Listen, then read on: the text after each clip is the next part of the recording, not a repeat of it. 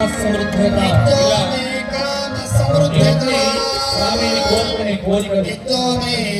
రాష్ట్రంలో ఈ దేశంలో పాడి పంటలు పొందాలి, గోసేవ జరగాలి, గోవులు బాగా ఉండాలి. మా ధర్మపురి క్షేత్రంలో కూడా అత్యాధునికమైనటువంటి గోశాల నిర్మాణం త్వరలోనే జరగాలి అని మీ అందరి కరతాల పనుల మధ్య ప్రార్థన చేస్తూ ఉన్నాం.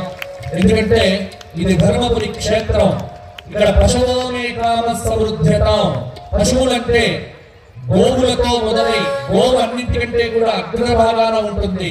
గోవు ఆదిగా కలిగినటువంటి జీవులన్నీ బాగుండుగాక, వృషభములు బాగుండుగాక ఇలా ప్రార్థన చేసి స్వామివారికి తలంబ్రాలు పోస్తున్నాం. పిడికిట తలంబ్రాల పెళ్లి కూతురు అని అనాదిగా అన్నమాచార్యుల వారి కాలం నుంచి మనకొస్తోంది. కళ్యాణము చూతము రామమ్మ ఇలా ఎన్నో అద్భుతమైనటువంటి గీతములు, వాటిని స్మరించుకుంటూ మీరు మంత్రోక్తంగా వేదోక్తంగా స్వామి వారిని కళ్యాణాన్ని చూద్దాం.